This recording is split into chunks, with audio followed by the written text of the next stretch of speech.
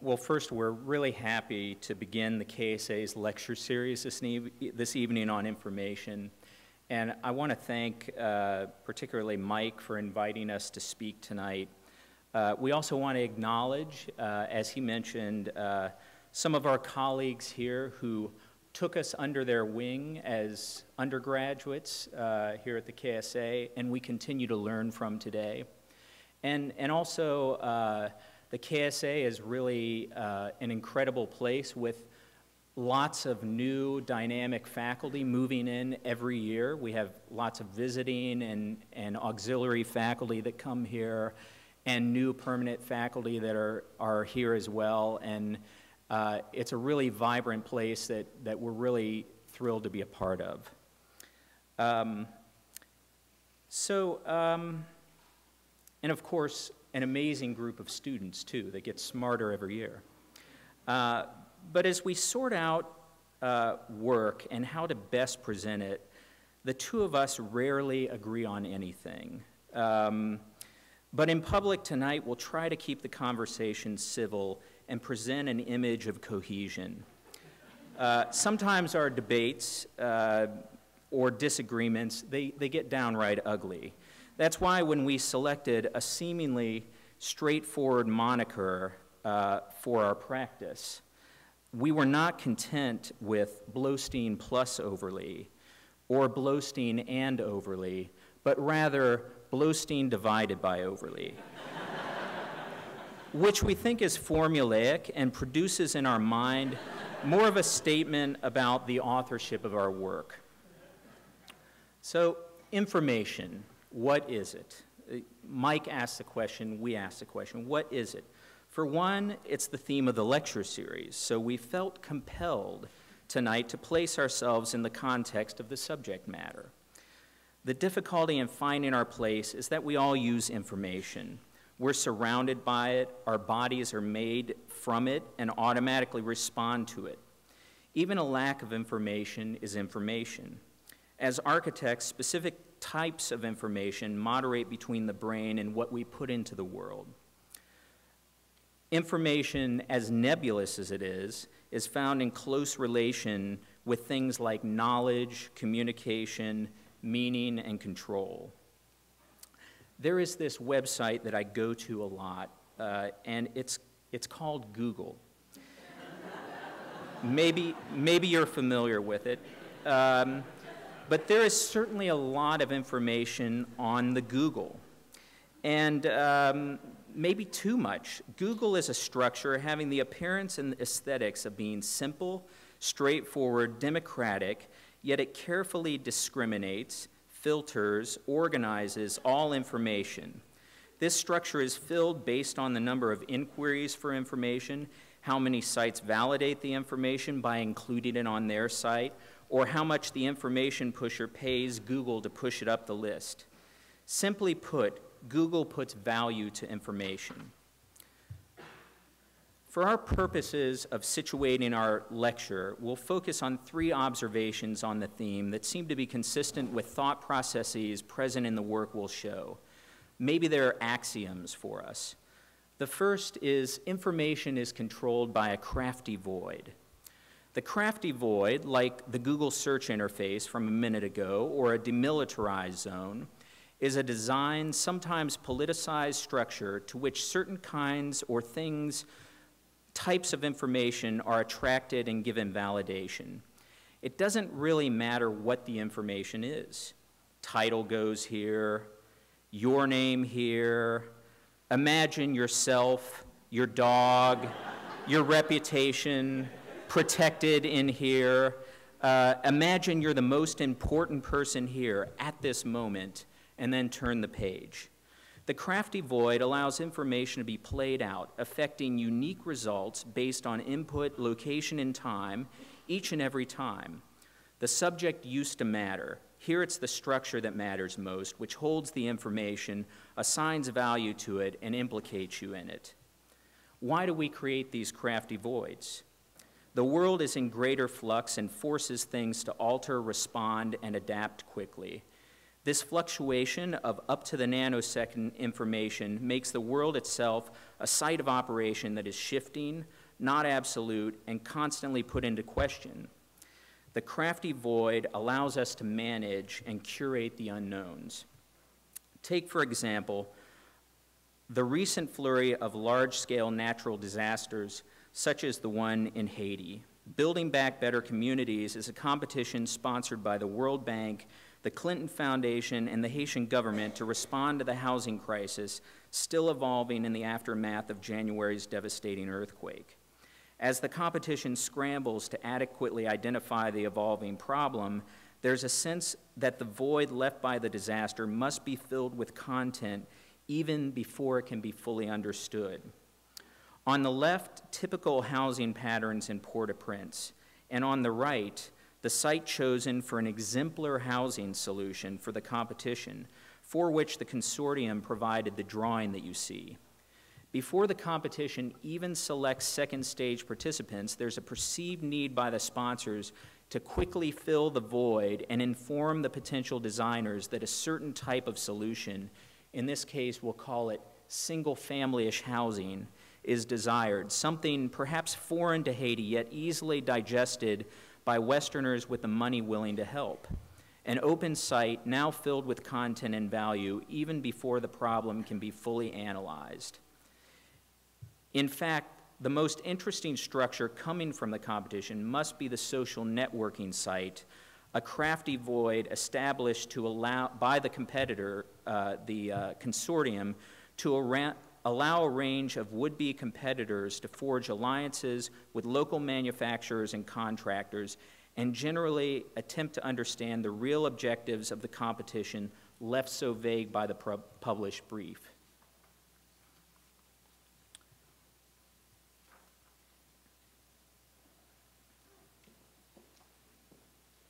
Okay, our second observation.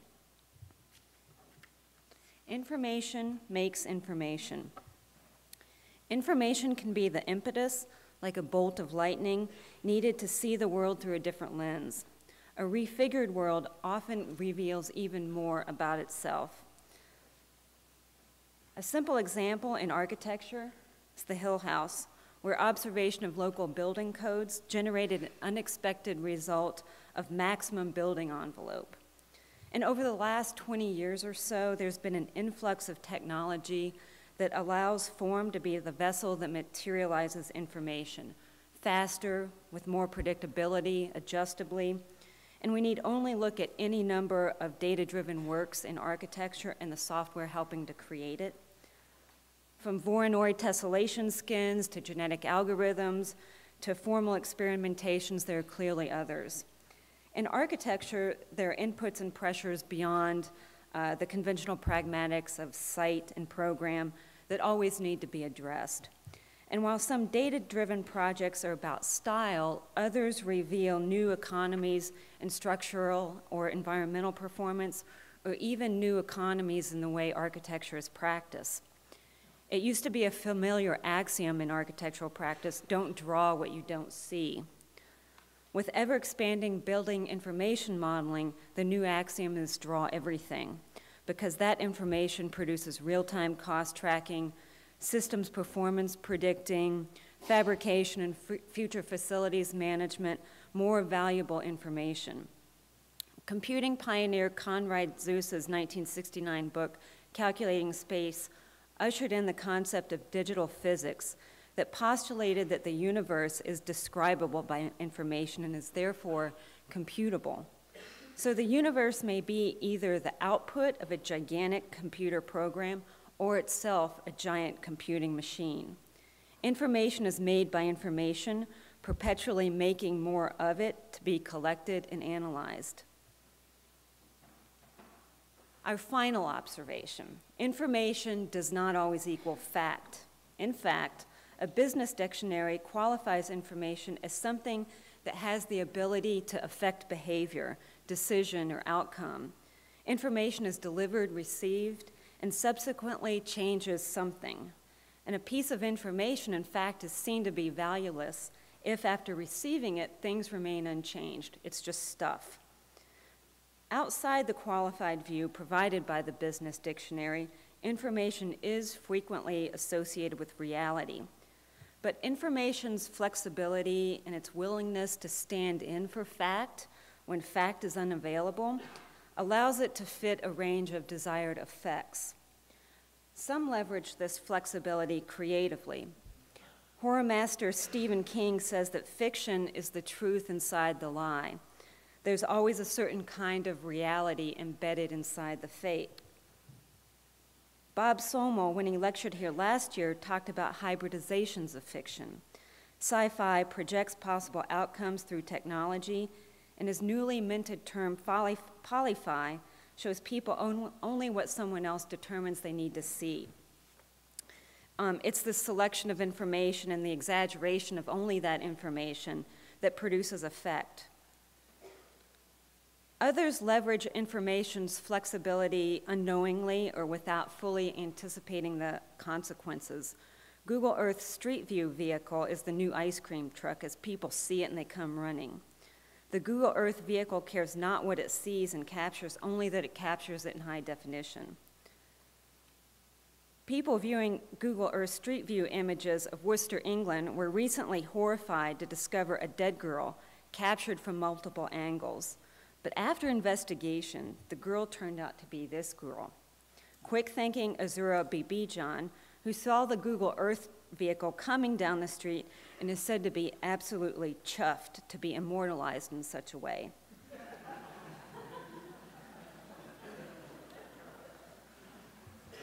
Finally, some leverage information's flexibility under the auspices of a particular agenda. Obamacare exists as a voluminous document, the result of digestion of complex systems of medical delivery, organization, financial structures, and innovation. And yet it just takes one congressman from Texas, Kevin Brady, to post-process that information and produce an immediate effect of hypercomplexity and instability, an emblem that is now as the new information is consumed over and over and over again, perhaps to the point that information itself is the new game. And they do say that flexibility is a third of fitness. Fact and fiction become indistinguishable and twisted together and almost viral.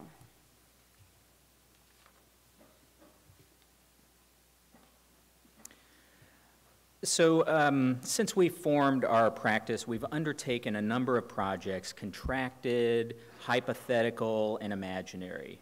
This relational index places the projects over the last 4 years in context of one another, first in terms of the scale and physicality of the work, and then as a way to understand the information that actually build up the index. So these are ideas competitions or conceptual studies we've done. These are competitions for real projects, competitions leading to real work. These are competitions that we've won or placed in, and these are competitions we were losers in. These are projects that are on hold or canceled in the office, and these are projects that still are alive and kicking in the economy. So all of these, almost like a weather map, we might also understand the work as low, medium, and high fronts, not in terms of magnitude, but in terms of the degree of resolution to which they're investigated or rationalized. For our practice, it's important to see some work built, but it is really the balance of the purely conceptual and potentially buildable that defines who we are. One inflects the other, neither is dominant. Tonight we'll show 5 recent and ongoing projects that we feel share a resonance with one another based upon their use of and response to information.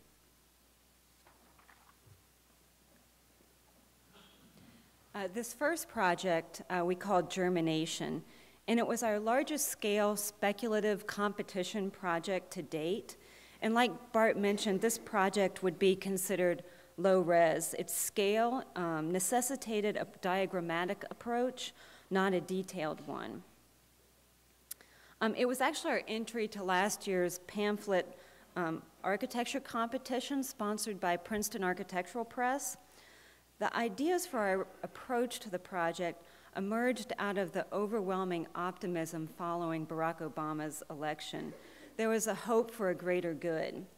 The theme for the competition was infrastructure, and we wanted to suggest a way that we could leverage existing infrastructures to quite literally supply more good. This was a what-if competition meant to test any notion of status quo. And we were interested in both the possibilities and irrationalities of synchronizing separate and disconnected facets of industry and public service in order to produce unforeseen efficiencies, eliminate overlap, combine budgetary resources, and in turn strengthen productive capacities. First, some background. We know that the U.S. has a history of serving its own interests through the occupation of space.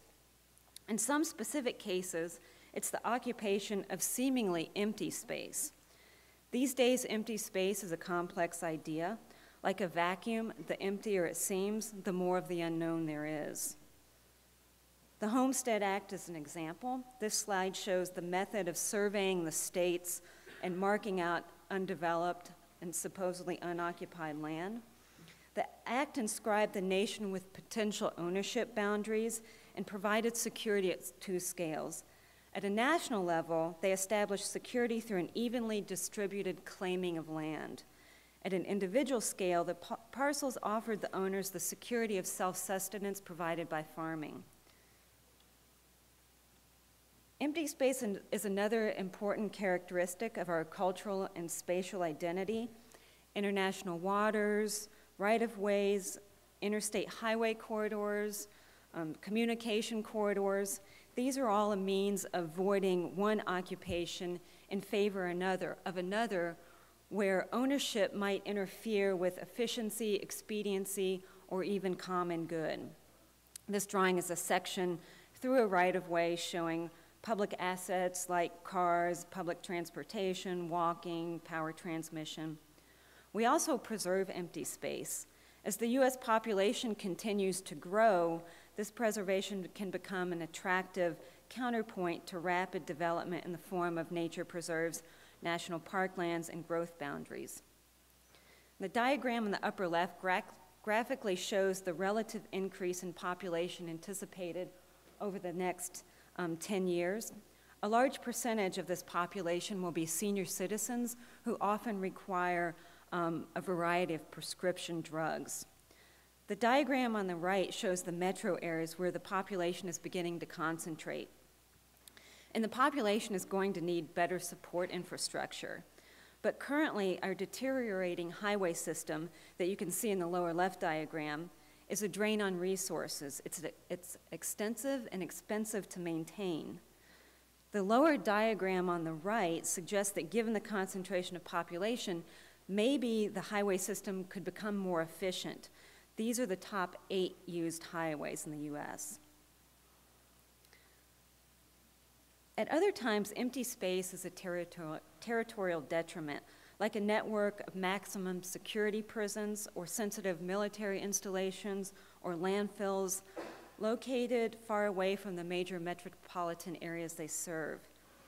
Our population, even as it currently stands, produces lots of trash.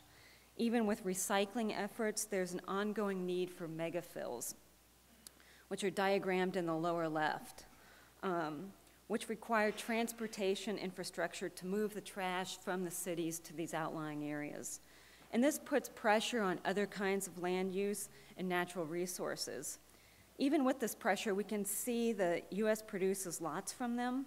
The upper left diagram shows the distribution of land use. The right shows the distribution of one of those land uses, in this case cropland, across the country. And relatively, agricultural products are important exports for the country. So the goal, what is it we're trying to do here? We're trying to find within existing infrastructural systems a space for a new international resource, a super healthcare system, one Kevin Brady could only marvel at. This diagram shows the geography of our current healthcare system, And you can see that hospitals and pharmaceutical companies are put in relation to growing population centers and highway systems. Speaking of health, here's Taco Bell, who in 2000 were caught with genetically modified corn in their taco shells. Kraft Foods, the chef of this concoction, lost millions of dollars in the recall. The use of GMOs is, of course, highly debated. Fears that the crop's modifying genes could infiltrate the natural environment and find their way into the food supply are at the forefront. So the FDA requires empty space or buffer zones around these kinds of crops.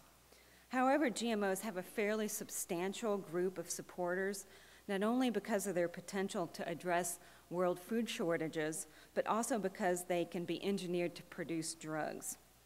And given that the U.S. has historically and is currently invested in agriculture, systems are in place to harvest this new health delivery system. By using strategic portions of existing highway systems, we can use the empty space as health supercorridors, used for growing GE crops where supply and delivery chains to pharmaceutical companies are built in. This can give a boost to faltering healthcare systems. And this diagram shows the relationship to the new health system to a refocused highway system. Here you can see a closer view of the intertwinement of the highway system with a mapping of the megafill sites. And these connect to ports that are actually those little green pyramidal things along the edge, which we're calling new health ports. And the dashed blue line is actually the line between U.S. territory and international waters, and we're suggesting that this line actually be reconsidered so that the new health port is considered international domain, almost like an embassy where top researchers could gather. And the health port becomes like a new gateway to the country. This upper diagram shows how megafills naturally produce empty space because no one wants to be around them that could be occupied by these GE crops. How these crops can be transported using a modified version of existing trash trunks is seen in the bottom. Here you can see that the health crops could be planted in right-of-ways between the health port and pharmaceutical companies, and that in the lower drawing, maybe new health center development could emerge between hospitals and pharmaceuticals. Here you can see how the health port negotiates the complexities of GMO handling. And the health port could absorb other industries like beer brewing, since some of the byproducts of this process could be reused in drug manufacturing. Here's a view of the health port gateway that we imagine would be like a new idea of a distributed and universally recognized monument. And finally, if the Spaceport America finishes its construction in New Mexico, who knows?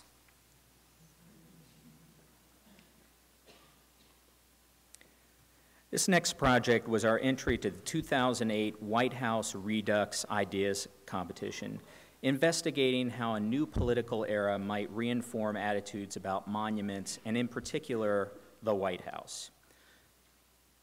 So the District of Columbia, an entity not quite a state and therefore not quite understood as part of the greater whole, represents a 10-mile square void in the country's fabric. As a void, it, based on its own codes, routinely absorbs, calibrates, and organizes public opinion through our elected officials. The void is also a container for our nation's monuments, of which the White House is a part. On the one hand, this void, the heart of democracy, is about access, where people are able to openly and freely insert themselves into political processes, demonstrations, or a tour loop. On the other hand, it increasingly represents an image of secured monumentality, both literally and figuratively, as the public wonders if they're really being represented here. Deeper into the void, the White House itself, it's a curious organization of clear-cut functionality. Work all happens in the West, and entertainment in the East. And scattered throughout are insequential fragments of our imagination, like Jerry Ford's golden retrievers swimming in the pool, Eisenhower's wedding stare processionals, Clinton's cigars on the Trubin balcony. And these fragments also change to define an image the administration wants to project. Big and blue, southwestern Chippendale, low-key and cool. So on the left, the secured perimeter of the White House with its 17 checkpoints. It takes nearly 1 year of security checks before your neighbor kid Bobby's letter to his congressperson gets him behind any one of them. On the right is our dumb diagram of just continuing the X of diagonal streets through the site, inverting the void to produce open access over a secured underbelly and through a secured perimeter.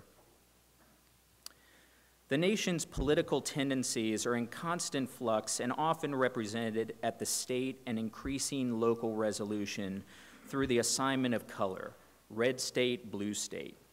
Individual viewpoints on politics, morals, or religion get recast as one of two singular collective facts.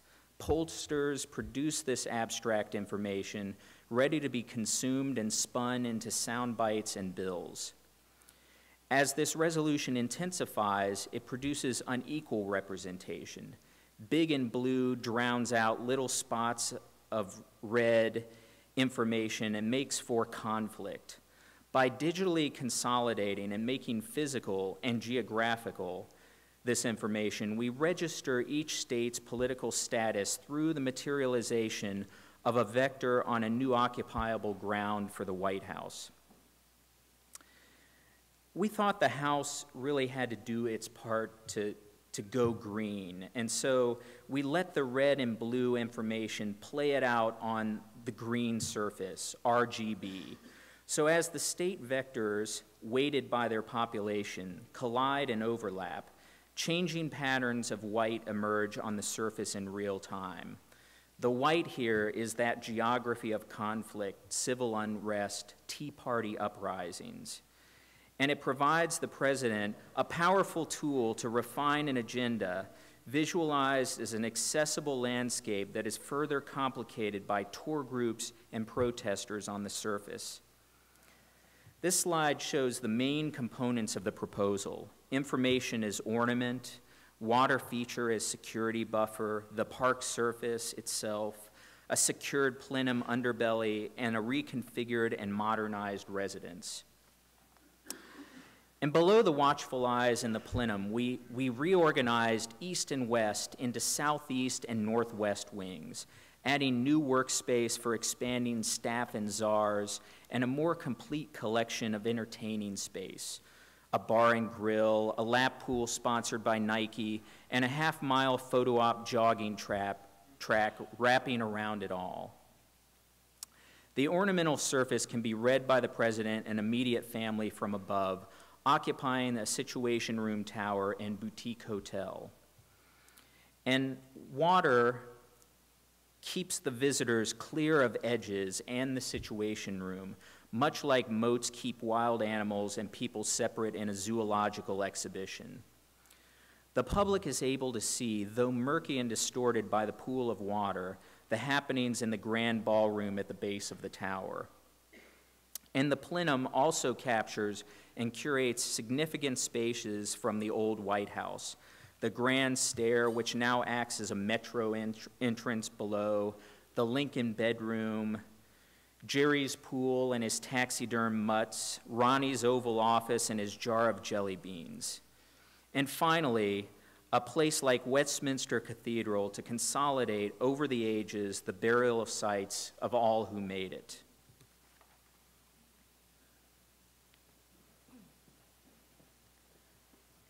This next project, I think, is our final competition that we're showing tonight.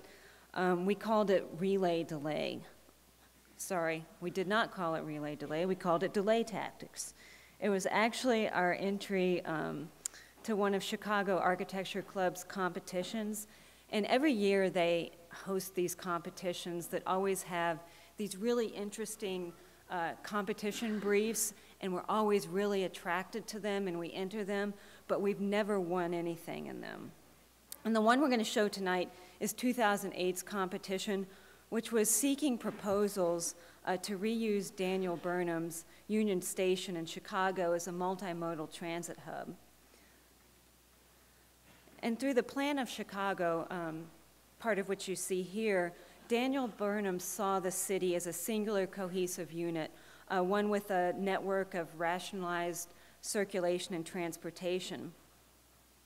But ironically, the desires for the reinvention of the Union Station, which was a centerpiece of Burnham's ideas, they're intriguingly problematic. In its new life, the competition brief places the Union Station in comparison to some of the nation's most sophisticated, high-capacity transportation hubs.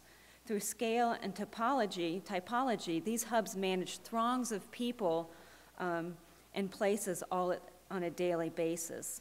And this slide shows a comparison of scale between the Union Station, which is at the top, which in 1925 was designed to accommodate 300 departures and roughly 100,000 people daily, versus Hartsfield International, which is at the bottom of the screen, which accommodates about 2,600 departures and about 240,000 passengers daily. So they want to do something requiring a gigantic footprint in this really tiny package. Also, Union Station is a classic civic monument, more of a destination, an image than a point of exchange. So in the spirit of Burnham, the question for us became, how do you rationalize something that's inherently irrational? So we looked to another of Burnham's involvements, which was the 1893 World's Fair. Historically, fairs were fantastic intermissions from daily life. And while this project influenced the plan, it lives at the opposite end of the spectrum of culture endeavors. The plan negotiates the everyday, while the fair is a demonstration of spectacular and sporadic exuberance. And for the Columbian Exposition, the Ferris wheel was a highlight. It was a major spectacle. So we decided that we could use the irrational image of the Ferris wheel refigured as a rational form of circulation. The relay delay, which is diagrammed on the right, operates like a paternoster, able to continuously accommodate the vast influx of people into the station. And like a concourse does through its sheer length, the relay delay logically controls access to and from local and high-speed tracks through its speed and scale. This gives scripted access to programs which are located out around and inside the wheel. And this experience is different than existing patterns in Chicago that are actually diagrammed on the left, where vertical movement maintains discrete layers of building program. Unlike the typical elevator, with the relay delay, the experience in programmatic organization of moving up is very different than that moving down, which undermines the standard lamination of the city. And this section shows the relationship of the relay delay to the high-speed rail lines, which are located on the right underneath the office tower, and the regional train and bus lines, which are located on the left, also underground. In transferring from one to another, the relay delay intercepts people and acts as a gateway and concourse. Entry to the new station is through the main entry of the old Union Station along Canal Street, and then you actually move down into the level of the tracks. A hotel and conference center is at the upper left, and a Midwest regional market is located in the center. And programmatic connections are also made to the existing office building across the street. So through scale and speed, the relay delay slows people down and takes them through a curation of program depending on where they came from, where they're going, and the time between transfers. In this diagram, the lines in blue show paths locals or those staying in the city might take versus the yellow lines that show the use of the Union Station as only a transfer point. Here you can see that there are two sets of lifts that move in opposite directions. The outer lifts are larger and slower to accommodate throngs of security-checked people, and the inner loops are smaller and faster. This just shows the relative scale, bigger than both the Millennium Wheel and Navy Pier's Ferris wheel. Here's an exterior view from along Canal Street. And unexpectedly for us, it has a certain resonance with Burnham's unrealized Civic Center project. Here's a view from the main lobby and ticketing. A view from the hotel looking back towards the Sears Tower, the Willis Tower. And finally, a view from the artificial swamp that we put on the roof of the connecting office building. And here the idea was the relay delay, as it dips below the level of the Chicago River, could actually pick up water, take it to the roof, dump it here, and clean it and return it via gravity and the building's existing drainage system. In a way, it's a kind of strange homage to Chicago's swampy history. And so, like I said, that was the last competition. We're going to shift gears a little bit. And currently, they operate out of a network of volunteer homes. Our understanding of animals has increased dramatically over the last 30 years. And these are some drawings by Temple Grandin showing just how that understanding can literally reshape the way we as humans construct the world we make for animals. In this particular case, it's the world of feed animals. In recent decades, animals in Western society have moved from simple utilitarian beasts of burden to full-fledged members of our families. They're also being integrated into our urban environments. Most major U.S. cities have land or financial resources allocated for dog parks. And alongside or maybe preceded by these changes in status have come theories, philosophies, and research regarding their specific modes of being in the world. And in doing research for this project, it was interesting to understand how spatial organizations and qualities impact dogs and cats. Each species has its own way of occupying space as forms of aggression or claiming territory or play. And it's true that through space, animals make us more human, as many of the qualities that we find enriching, like openness, visual connectivity, lack of smell, are actually sensory experiences that cause stress or determine hierarchy in dogs and cats. Pet Promise came to us with a site that they'd already purchased. It's a roughly half-acre site fronting Kinney Road on the west and a rail corridor along the east. And the site is zoned manufacturing. So when we really started looking at all the setback requirements, the buildable area was actually quite small. And in this case, this is actually one of those instances where the buildable area becomes the footprint of the building.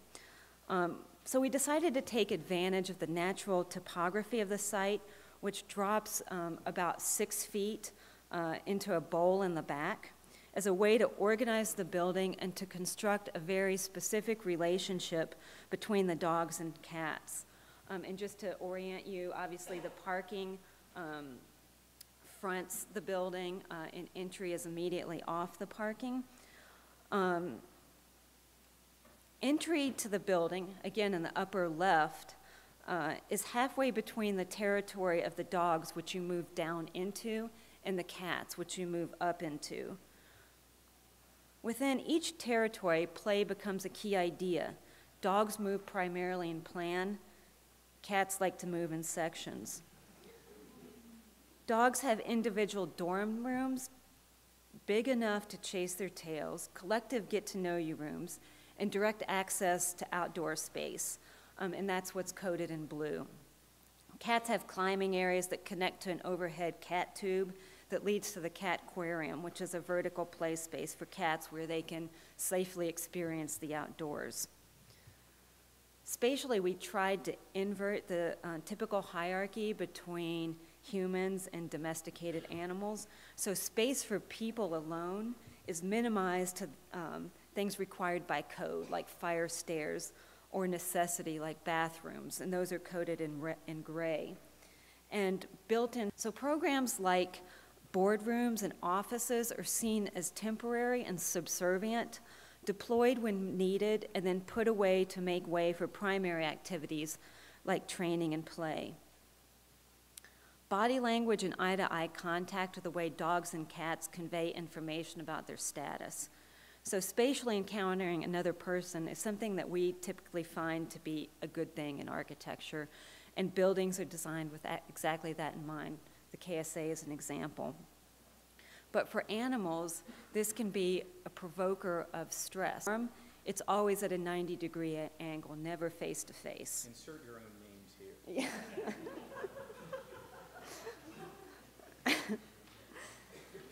There's an additional level in the building that acts as overflow for use in emergency or disaster situations, situations where a lot of animals may be displaced. And here, cats and dogs, in fact, are placed at the same elevation. So we use patterned glass to create both more intimate, cave-like environments for what are probably excessively stressful situations, and of course, to prevent the two species from seeing each other. Each species, dogs, cats, humans, they all get their own separate natural ventilation system. We don't like to smell anybody. You can also see the main entry and service entry that connects to a full-service vet clinic and surgery ward, and the outdoor play area in the background. A view of the entry where the cat aquarium pokes out. A view immediately inside the front doors, and there's this ongoing play in the building between territories.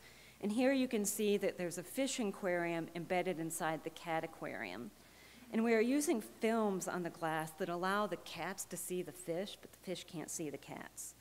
And this material creates a similar relationship between the cats and the supplemental dog dorms as you move up the ramp. This is a view at the bottom of the ramp looking at the dog dorm. Each dorm has a sniff hole so dogs can get to know their visitors. This is a browsing hall, which is separate from the service, which you can actually see through the dog dorms. And finally, the question remains, how do you fund a project like this? And this requires us to really consider the project at a finer grain, to think about its discrete parts as products that would be desirable, that could be bought into. So people that are dog people buy dog dorms. People who are cat people buy cat condos, or the cat aquarium if you're a high roller, or get to know you rooms. But this piece is reserved for us.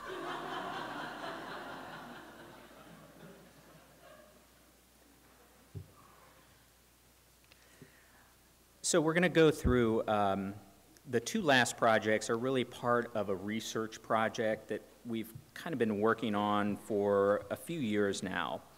Our studio is in Franklinton on West Broad Street, a place in the city continually cycling between production and abandonment. Some quick background information. Franklinton is one of the first settlements of the Northwest Territory and long since politically surrounded on all sides, in fact, swallowed whole by the neighbor city of Columbus. The original settlement was strategically located on lowland known in local folklore as the Bottoms due to its penchant for flooding. And you can see it here.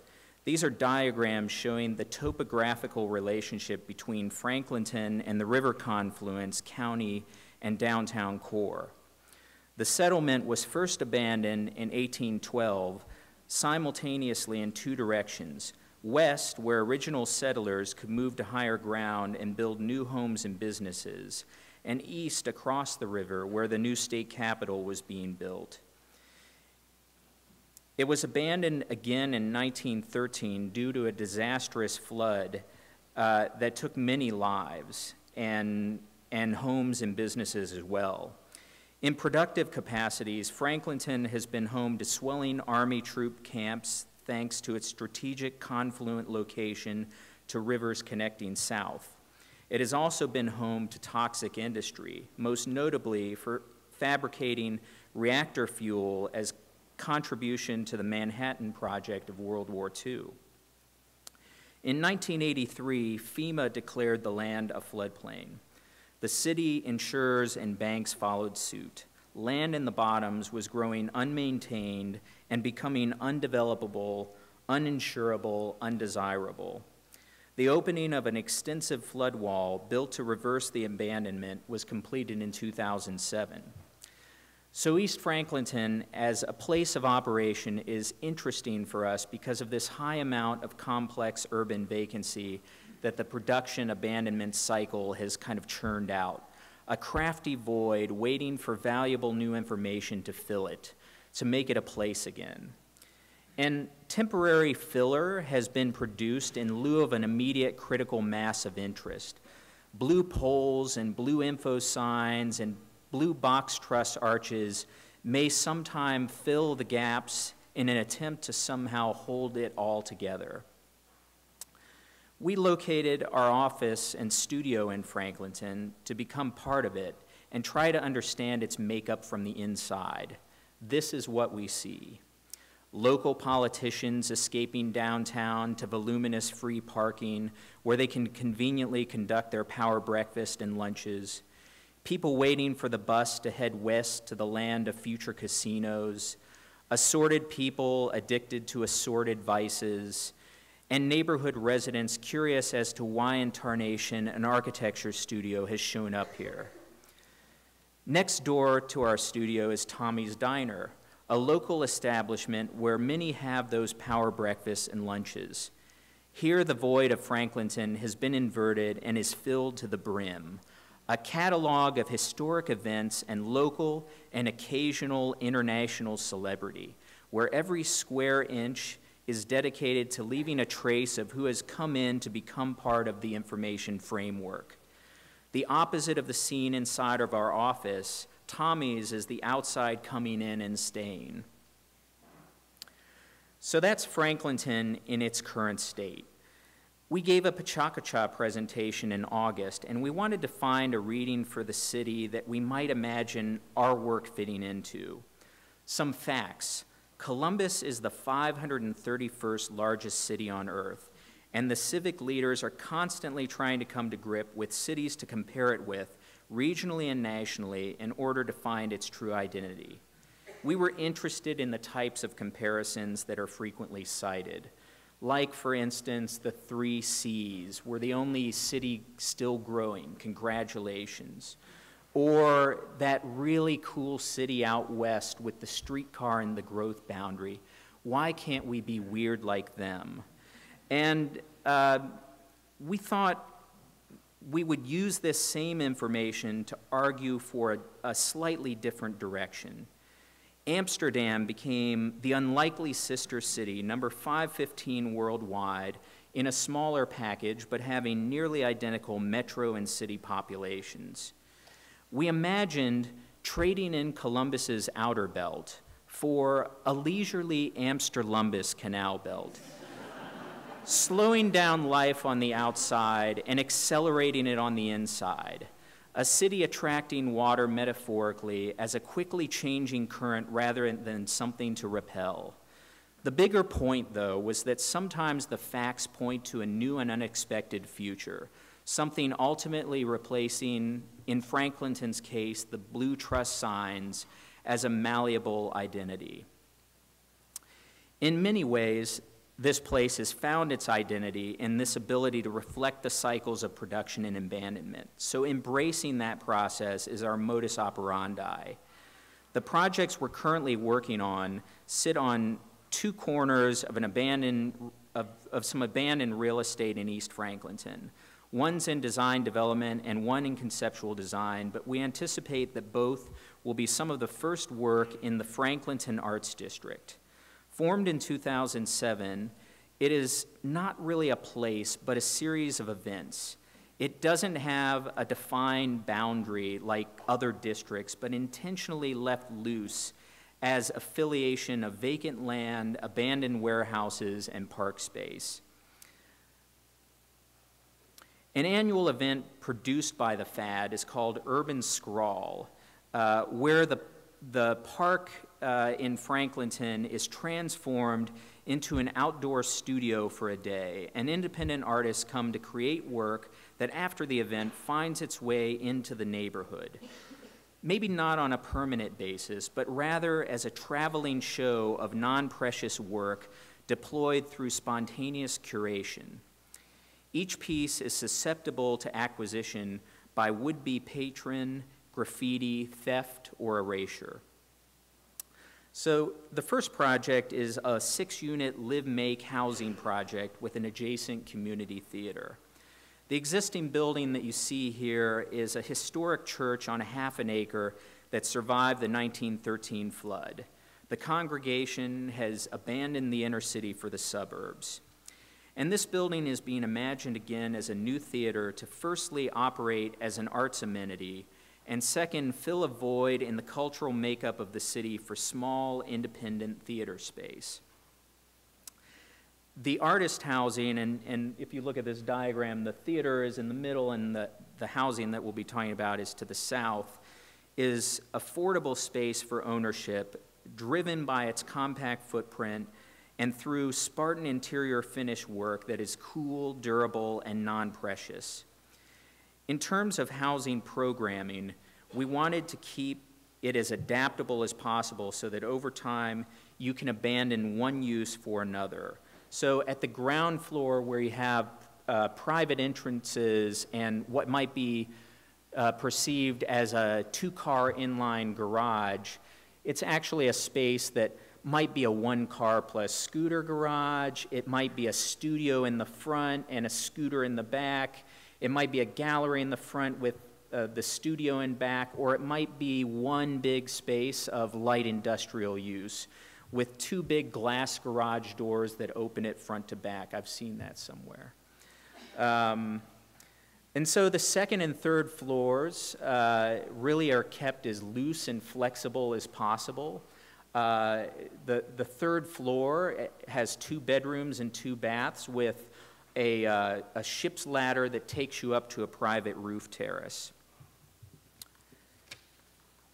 And the space between the theater building and the church is made with a folding structural turf matrix so that it can be used for quarter block parties and outdoor event space.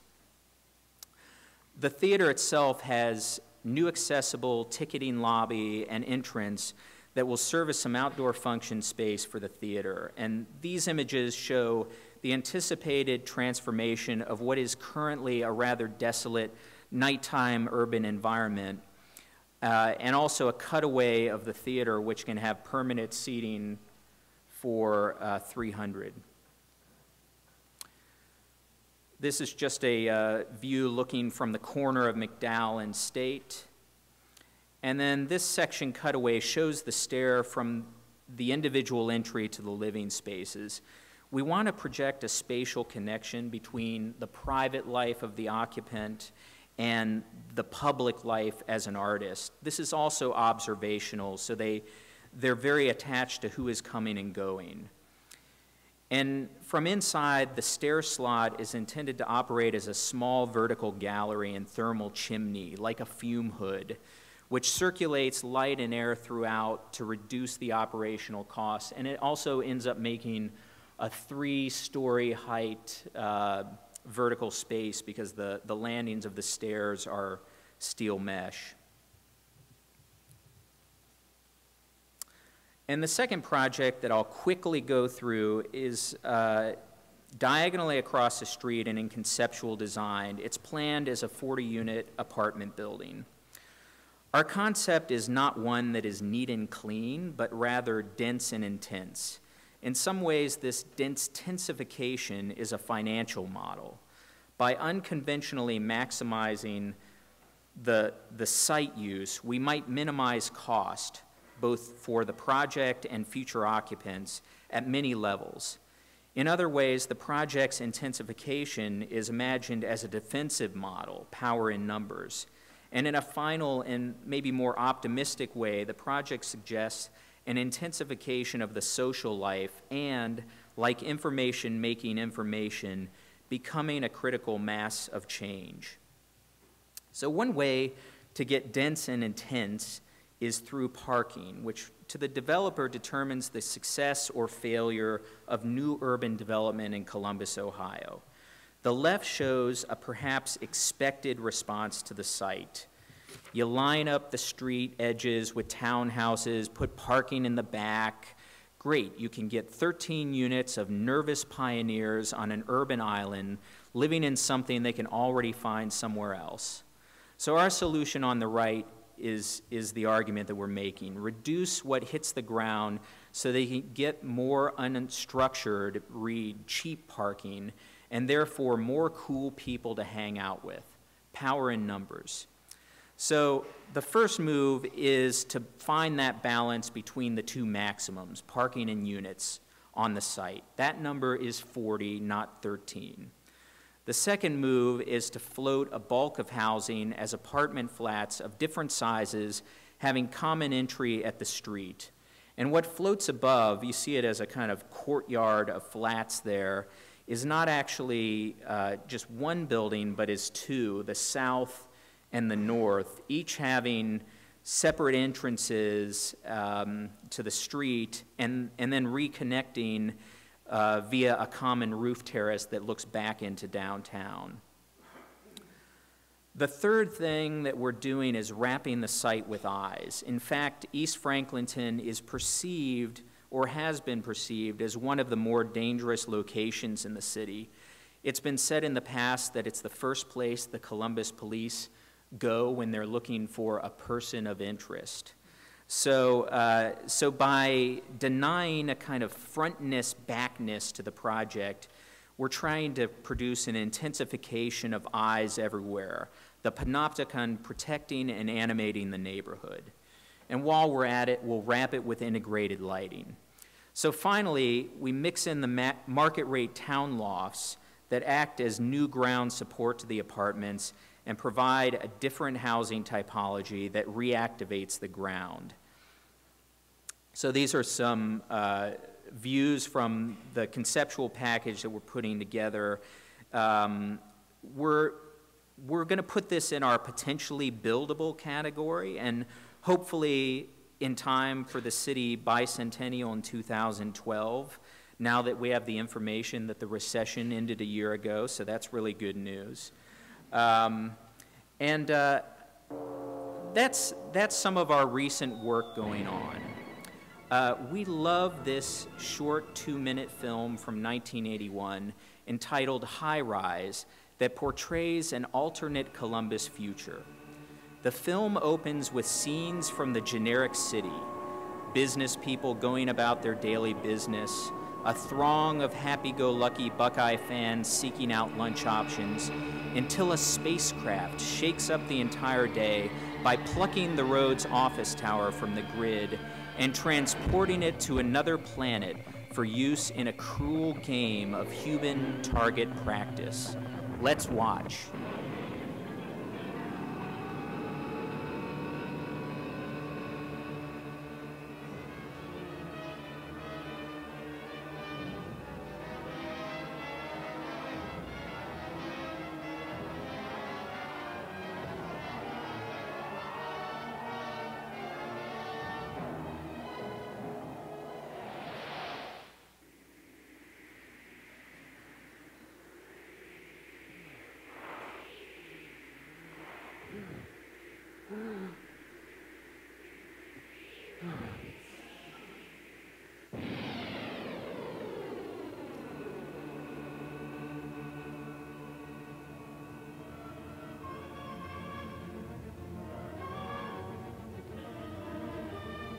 This is where it gets good.